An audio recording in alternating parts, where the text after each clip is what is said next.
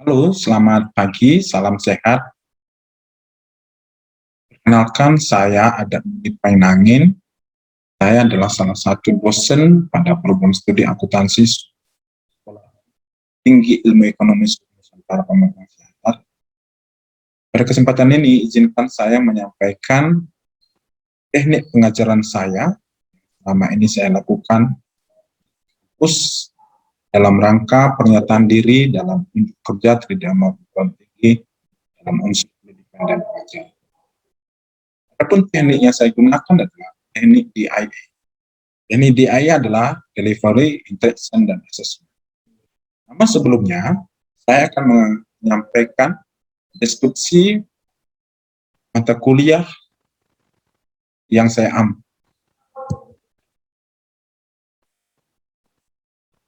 Mata kuliah yang saya ampu adalah Hukum Bisnis, bobot 2 SKS. Mata kuliah Hukum Bisnis merupakan mata kuliah wajib bagi mahasiswa sarjana 1 program studi akuntansi di Sekolah Tinggi Ilmu Ekonomi Nusantara. Pada mata kuliah ini dibahas tentang pengertian dan ruang lingkup bisnis. Kemudian juga dibahas tentang aspek hukum dalam kegiatan bisnis, badan hukum dan badan usaha dalam kegiatan bisnis, legalitas perusahaan di Indonesia, hukum perjanjian atau kontrak bisnis, kemudian dibahas juga mengenai transportasi laut dan juga transportasi lainnya, kemudian bentuk-bentuk kerjasama dalam bisnis, aspek pajak dalam kegiatan bisnis, lembaga pembiayaan dalam kegiatan bisnis, serta alternatif dispute resolution dalam sengketa bisnis, kepailitan dan restrukturisasi hutang, hak atas kekayaan intelektual, dan tak ketinggalan aspek. Setelah kita mendengarkan diskusi mata kuliah, maka ada beberapa capaian yang akan dicapai oleh para mahasiswa ketika mengikuti perkuliahan ini. Yang pertama adalah dengan mengikuti perkuliahan ini, maka mahasiswa diharapkan dapat mengerti dan memahami bahwa pengetahuan hukum sangatlah penting di dalam dunia usaha atau bisnis. Kemudian mahasiswa juga secara khusus akan dapat memahami dan menjelaskan tentang hukum bisnis dan efeknya di dalam kegiatan usaha. Yang ketiga, mahasiswa dapat memahami dan menjelaskan jenis-jenis bentuk badan usaha, sehingga diharapkan nantinya akan memberikan inspirasi kepada mereka, terutama ketika mereka memasuki dunia pekerjaan, bahkan bisa memulai usaha baru berupa usaha. Yang keempat, mahasiswa mampu memahami dan menjelaskan tentang badan hukum dan badan usaha, serta bentuknya dan juga legalitas perusahaan yang berlaku di Indonesia. Yang kelima, mahasiswa mampu memahami dan menjelaskan tentang hukum perjanjian kontrak bisnis yang timbul dalam kegiatan pengembangan usaha atau bisnis. Yang keenam, mahasiswa dapat memahami dan menjelaskan tentang segala aspek yang berhubungan dengan bentuk kerjasama dalam pengembangan bisnis serta jenis pembiayaan. Yang ketujuh, mahasiswa mampu memahami dan menjelaskan aspek alternatif penyelesaian masalah dalam sengketa bisnis dan kepentingan serta masalah ketenagaan. Kemudian, mahasiswa juga yang ke-8, mahasiswa mampu memahami dan menjelaskan tentang hak dan kekayaan intelektual dalam menunjang kegiatan bisnis, demikian juga aspek pajak di dalam kegiatan bisnis. Dan yang terakhir, capaian yang capaian pembelajaran dari mata kuliah ini adalah mahasiswa dapat memahami tentang perlindungan konsumen dan jenis-jenis transportasi yang digunakan dalam kegiatan bisnis. Untuk dapat mencapai kemampuan yang telah saya sebutkan di atas tadi, maka saya menyajikan topik-topik pembelajaran yang ditempuh dalam 14 kali pertemuan. Adapun topik-topik tersebut adalah: pertama, pengertian aspek hukum dalam bisnis; kedua, badan usaha dalam kegiatan bisnis; ketiga, legalitas perusahaan dan usaha dalam kegiatan bisnis; keempat, bentuk-bentuk kerjasama dalam kegiatan bisnis; kemudian kelima, lembaga pembiayaan dalam kegiatan bisnis; keenam, hukum perjanjian atau kontrak bisnis; kemudian ketujuh, transportasi dalam kegiatan bisnis termasuk transportasi laut; kemudian ke-8, aspek pajak dalam kegiatan bisnis; kemudian ke-9, hak atas kekayaan intelektual; 10. Perlindungan konsumen. 11. Alternatif dispute resolution dalam sengketa bisnis. 12. Aspek hukum ketenagakerjaan. Dan 13. Kepailitan dan restrukturisasi utang. Dengan mendapatkan topik-topik pembelajaran ini, maka diharapkan mahasiswa akan dapat mencapai tujuan pembelajaran daripada mata kuliah. Kemudian, berikutnya, saya akan menyampaikan metode yang saya gunakan dalam proses pengajaran.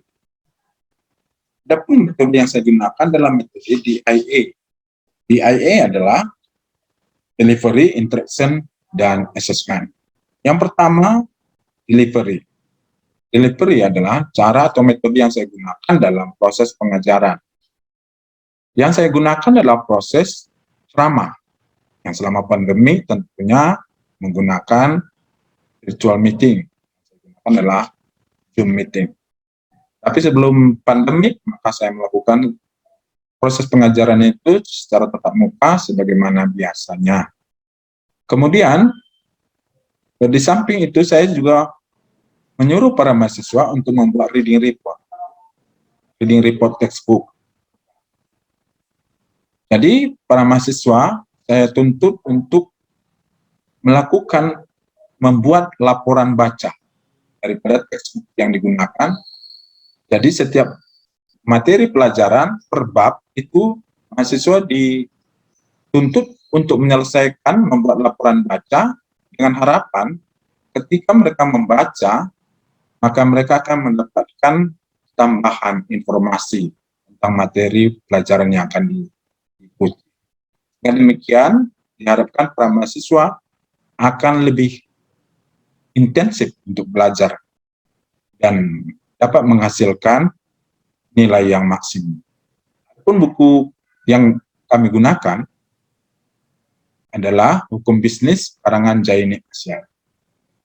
Kemudian, teknik kedua yang saya gunakan di dalam proses pembelajaran adalah interaction. Interaction adalah bagaimana kita bisa melakukan interaksi dengan mahasiswa sehingga tidak hanya berupa proses belajar satu arah. Adapun yang saya gunakan adalah melalui diskusi atau dengan menggunakan case study. Case study atau diskusi tentang topik-topik yang hangat yang menjadi hot issue sehubungan dengan hukum bisnis yang terjadi sekarang ini. Dengan melakukan diskusi dan case study ini diharapkan para mahasiswa akan lebih mengekspor kemampuan mereka dalam belajar dan tentunya akan menambah ilmu pengetahuan mereka tentunya sehubungan dengan hukum bisnis. Di samping itu, saya juga menggunakan metode atau menggunakan WA Group dalam berinteraksi dengan para mahasiswa dan juga Google Class. Segala tugas saya akan sampaikan di Google Classroom dan informasi mata kuliah dan materi PowerPoint saya akan sampaikan lewat WA Group. Dan tentunya melalui diskusi di WA Group juga boleh bertanya sehubungan dengan materi. Kemudian teknik yang ketiga adalah assessment. Assessment adalah bagaimana proses saya menilai daripada para mahasiswa. Adapun metode assessment yang saya sampaikan, sebelum perkuliahan dimulai di awal semester, biasanya saya akan menyampaikan kontrak perkuliahan.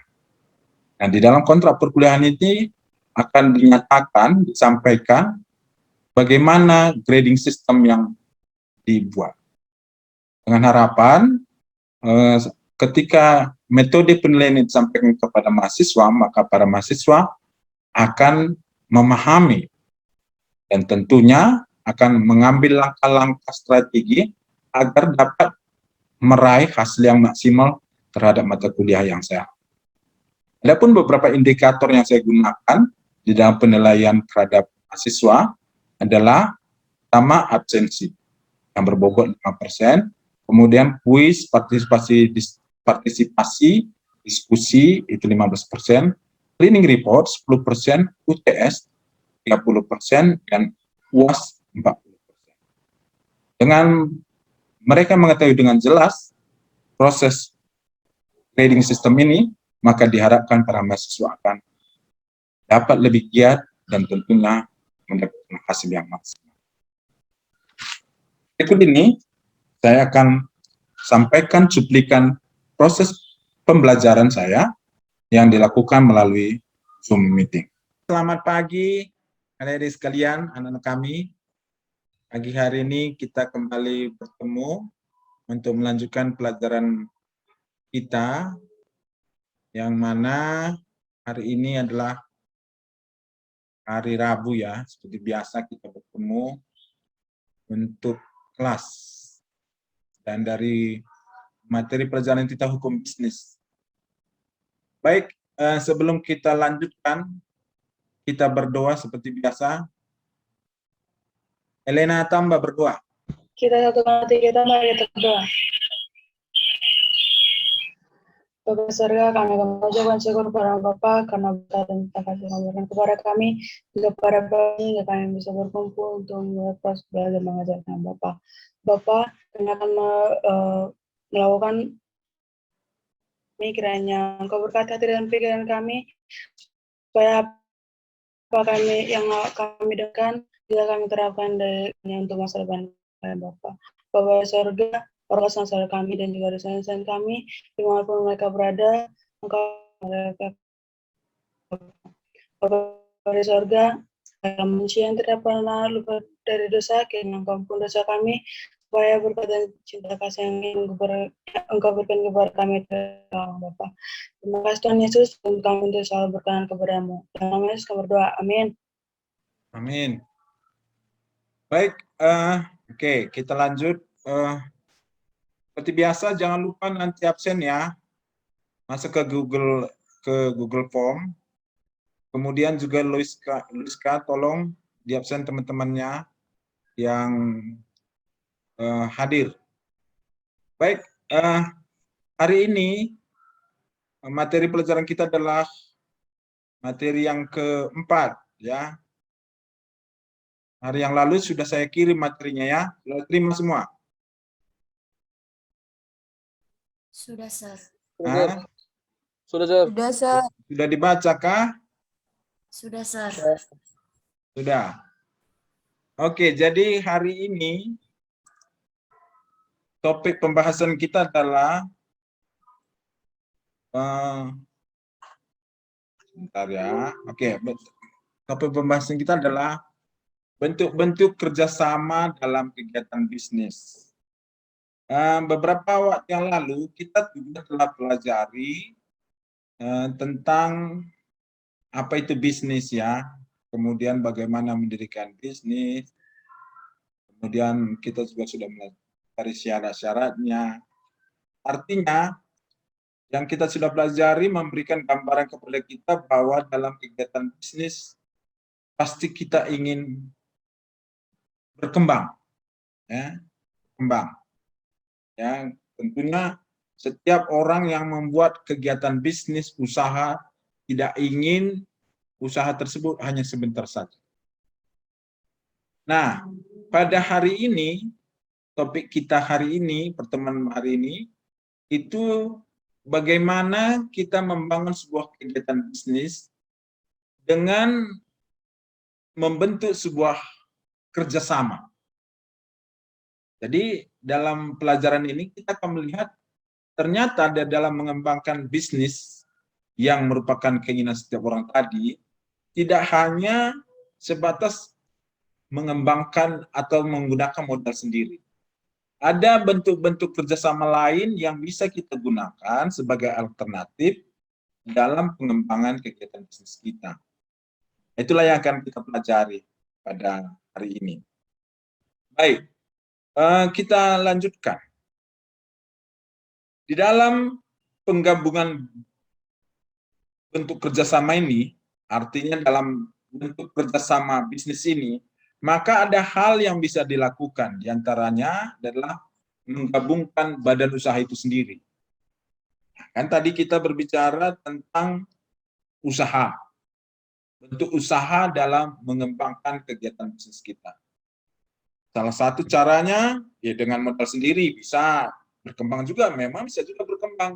Tetapi ada upaya lain yang bisa kita lakukan untuk mengembangkan kita punya usaha tadi. Ibaratnya memperluas ekspansi usaha tersebut. Yaitu dengan melakukan penggabungan usaha. Jadi, kalau boleh diibaratkan ini seperti tadi ada berdiri satu usaha si A contohnya, lalu ada usaha si B, lalu supaya jangkauan pasarnya lebih luas, mereka bersepakat, ya sudah, kita gabungkan aja lah. Nah, ini perlu supaya kegiatan usaha ini semakin luas, dan tentunya akan semakin maju. Tadi di awal saya katakan bahwa setiap orang, setiap pengusaha pasti ingin uang yang dia investasikan itu menjadi lebih besar. Nah, dengan bersatunya dua usaha ini, contoh ya dua usaha, karena bisa juga nanti 3, 4 ya, itu investasi yang sangat menguntungkan karena memberikan manfaat kepada dua-duanya. Kemudian juga ketika terjadi penggabungan usaha itu, maka itu juga mendapatkan kendali atas perusahaan lain. Contoh tadi PTA mengambil, ya, bergabung. Kan nanti ada yang kalau persentase kepemilikannya contoh PTA lebih besar, tentunya dia akan memiliki kendali terhadap PTB yang jajarnya bergabung. Nah, jadi dia bisa memiliki kendali atas usaha tersebut. Ibaratnya segala kebijakan bisa dia ambil supaya lebih memperluas usaha tersebut. Kemudian juga bisa memasuki pasar baru, area produk baru melalui perusahaan yang sudah menguasai pasar. Ini juga strategi juga ini memperluas jaringan pasar ya. Kenapa? Contohlah, katakan di Siantar ini, kalau kalian lihat yang menguasai supermarket apa? Apa yang menguasai supermarket di Siantar ini? Kalau kalian perhatikan. Pasar swalayan maksudnya. Apa? Suzuya. Ya kan? Suzuya yang menguasai. Nah, kalau seandainya ada untuk daerah Siantar contoh ini, contoh kecil aja. Kalau seandainya ada usaha lain, PT lain yang bergerak dalam hal yang sama, lalu dia sudah menguasai di Medan sana, lalu dia ingin memperluas jaringannya, dia akan ajak kerjasama Suzuyanya supaya produk dia itu tidak laku hanya di Medan, tetapi juga sampai di Siantar dan sekelilingnya. Nah, jadi ini salah satu cara untuk menjangkau pasar yang lebih luas. Untuk daerah regional, bagaimana dengan nasional? Hal yang bisa juga dilakukan, bahkan sampai internasional. Ya. Kemudian juga bisa memastikan pasokan bahan baku untuk produksi. Nah, ini juga ada strategi orang bisa lakukan. Contoh, dia perusahaan minyak goreng. Apa yang sering kalian pakai? Tania, ya, atau Fortune itu. Dia pabrik yang membuat minyak goreng. Nah, pabrik kan membutuhkan bahan baku yang selalu stabil. Contoh minyak goreng tadi, dia membutuhkan minyak sawit. Nah, supaya terjamin ini bahan bakunya ini masuk, mungkin dia akan bergabung dengan perusahaan perkebunan kelapa sawit, supaya ini lancar. Ya. Daripada tadi dia akan mengharapkan dari petani, termasuk lain, ini ada perusahaan areal perkebunannya yang bisa menjamin input. Ini. Kemudian juga memastikan output produksi bagi pelanggan. Kalau tadi dari segi input produksinya, ini sekarang dari segi pemasarannya, outputnya. Ada juga, karena dia menguasai pasar, daerah tersebut dia ajak bergabung, supaya produknya ini terjamin. Kemudian ada yang disebut dengan diversifikasi usaha. Apa ini diversifikasi usaha? Oke, kita lanjut. Tadi kita tiba kepada diversifikasi usaha. Apa ini diversifikasi usaha? Ada yang pernah dengar kata-kata ini? Kemudian juga yang menjadi alasannya adalah ukuran perusahaan. Nah, dengan terjadinya penggabungan usaha, maka ukuran perusahaan secara aset tentunya akan semakin besar. Orang tadi cuma satu, ya, tentunya kecil. Bergabung 2, bergabung 3, ini membuat semakin besar. Kemudian mendapatkan teknologi baru. Nah, ini juga. Ini kalau perusahaan Indonesia ini sering melakukan kerjasama atau dengan bergabung dengan perusahaan luar. Karena mereka memiliki teknologi, kita memiliki bahan baku contohnya. Nah, sekarang lagi tren itu apa? Kalian dengar?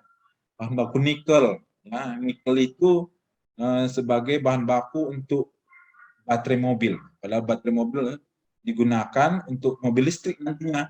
Karena pada sekitar tahun 2034 nanti katanya akan lebih banyak orang menggunakan mobil listrik. Nah, mobil listrik ini bahan bakunya adalah bahan baku paling utama adalah baterai. Kalau nggak ada baterai maka dia nggak akan bisa bergerak. Nah, baterai bahan baku utamanya itu supaya bisa tersimpan energi itu adalah nikel. Nah, sekarang ini Indonesia memiliki cadangan nikel terbesar di dunia. Nah, disinilah kesempatan perusahaan-perusahaan di Indonesia untuk mengadakan gabungan atau kerjasama dengan perusahaan dari luar, karena luar negeri mungkin katakan dari Eropa, Amerika, itu mereka memiliki teknologi bagaimana memproduksi baterai itu. Padahal bahan baku mereka ada. Nah, di sini juga kita bisa mendapatkan peluang teknologi baru. Kemudian mengurangi tingkat persaingan, ya sudah pasti. Yang tadinya saingan kita dalam usaha tersebut, kita ajak dia bergabung kan, jadi teman kita jadinya. Kemudian juga mengurangi risiko, ya ini sudah pasti mengurangi risiko karena dengan memperbanyak unit usaha, jenis usaha tadi, maka risiko kerugian juga akan berkurang. Kenapa? Karena kalau katakanlah satu usaha jenis usaha otomotif katakan rugi dia, tapi usaha perhotelannya untung. Kalau digabungkan jadi enggak rugi amat jadinya. Itu kira-kira kenapa orang mau menggabungkan usaha. Baik, sekarang kita lihat jenis-jenisnya. Walaupun saya katakan tadi ini hanya ini penggabungan usaha, tapi jenis-jenisnya dalam bentuk kerjasama itu berbeda-beda.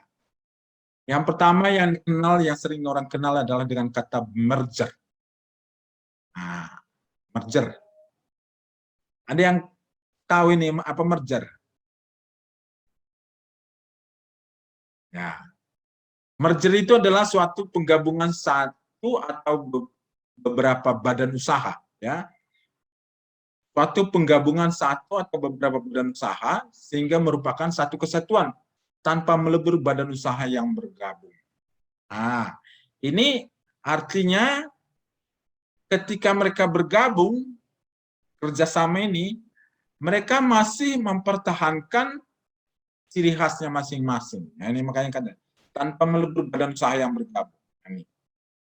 Jadi penggabungan perusahaan yang masing-masing kegiatan bisnisnya sama. Kalau ada 3 nanti ya merger itu, ada merger horizontal, vertikal,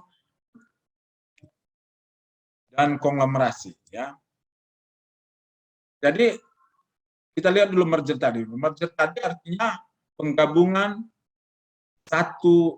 suatu usaha yang dari beberapa badan usaha menjadi satu kesatuan tanpa melebur.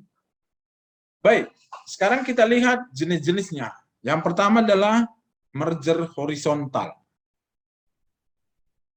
Merger horizontal. Apa itu merger horizontal?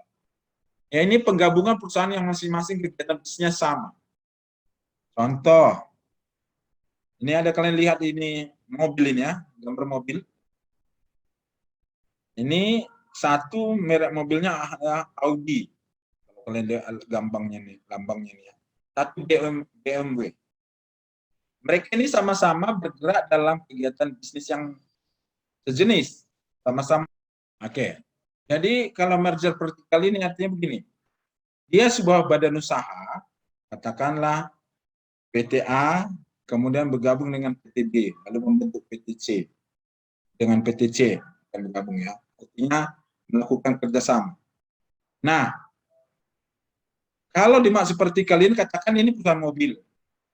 Lalu dia melakukan kerjasama atau penggabungan usaha dengan perusahaan ban. Atau nanti lagi tambah lagi perusahaan suku cadang mobil yang lain. Katakanlah lampu. Ini kan kalau mobil ini kan nggak bisa berdiri sendiri. Mobil tanpa ban nggak mungkin berjalan. Begitu juga mobil kalaupun sudah ada ban, pasti dia membutuhkan lampu juga.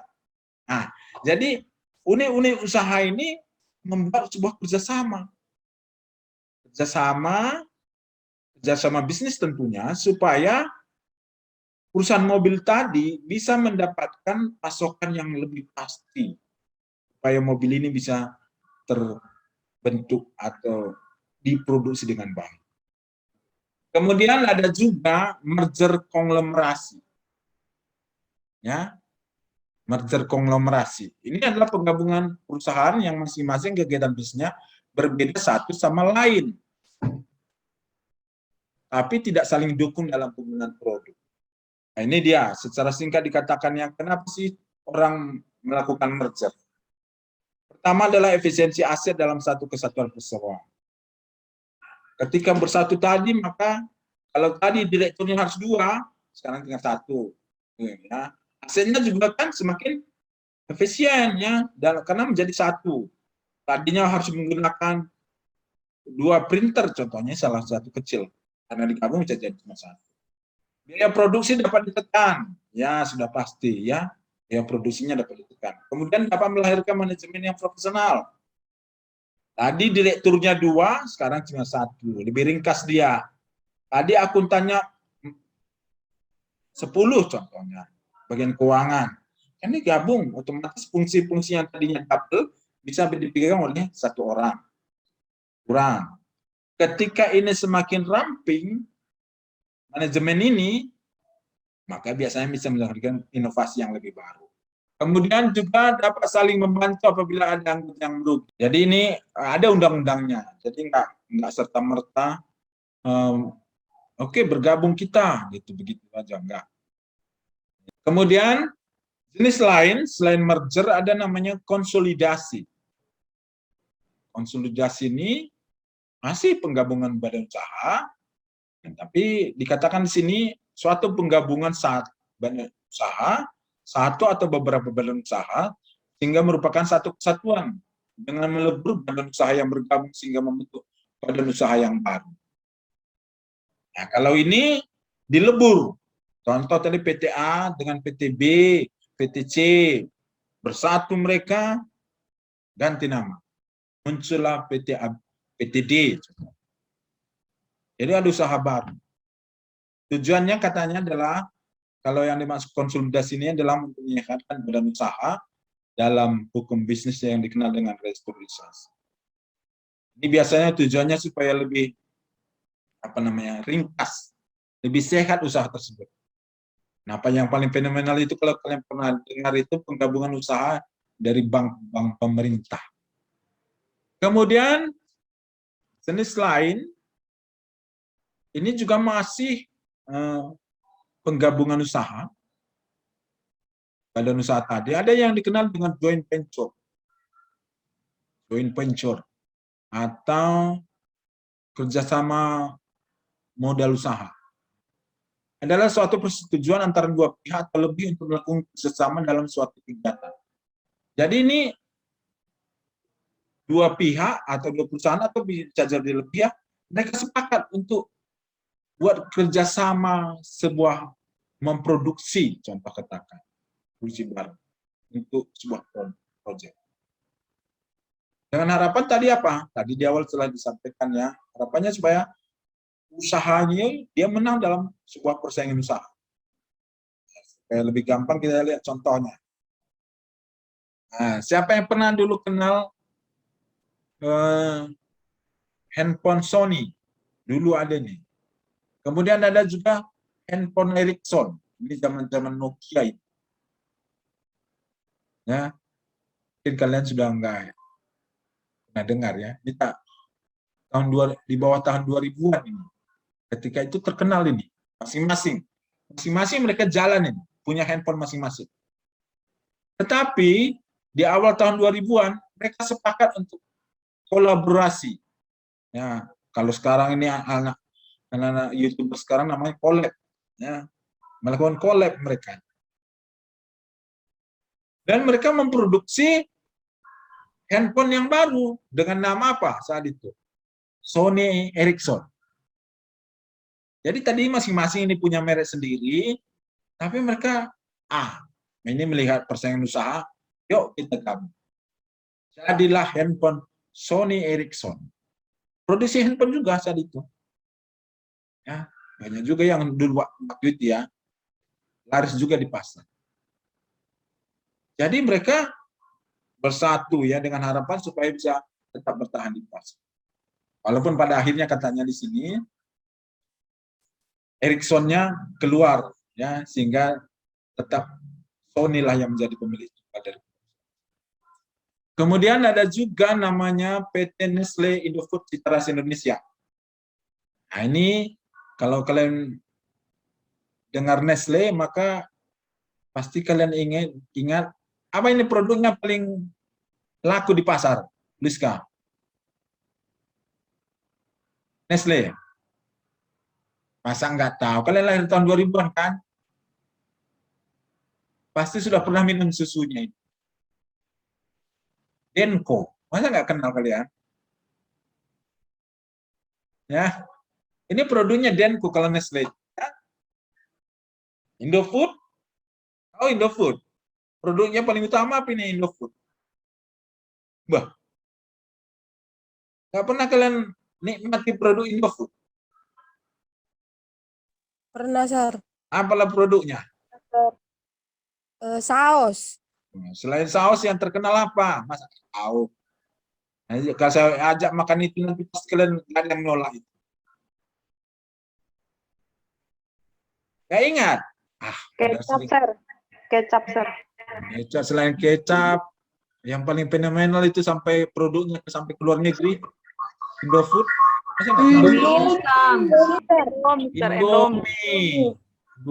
Gimana nih? Padahal udah sering makannya. Makanya sekali-sekali kalau makan produknya, lihat dulu bungkusnya itu. Ini produksi yang mana sih? Itu. Demikianlah kelas kita pada hari ini. Saya harap kalian bisa ikuti dengan baik dan sampai ketemu di pertemuan berikutnya ya. Oke, sebelum kita akhiri, kita berdoa. Luiska berdoa. Mari kita berdoa. Bapa dalam surga, terima kasih Tuhan buat pagi yang indah yang telah Tuhan berikan kepada kami. Di sini kami telah selesai belajar perlakuan Tuhan. Apa yang kami pelajari boleh bermanfaat untuk masa depan kami. Memberkati juga dosen kami yang telah mengajar kami dengan baik. Biarlah kiranya Tuhan menambahkan hal-hal yang indah untuk kehidupan dosen kami ke depannya. Bapa dalam surga, berkati juga kedua orang tua kami, di mana mereka berada, apapun yang mereka lakukan, biarlah kiranya Tuhan selalu menyertai mereka. Bapa dalam surga, ampunkan dosa kami yang kami perbuat sengaja maupun tidak sengaja. Inilah doa kami dan Yesus kami berdoa. Amin. Oke. Amin. Oke, demikian kelas kita. Sampai di sini. Jaga kesehatan. Sampai ketemu minggu depan. Oke, Sir. Terima kasih, Sir. Yo.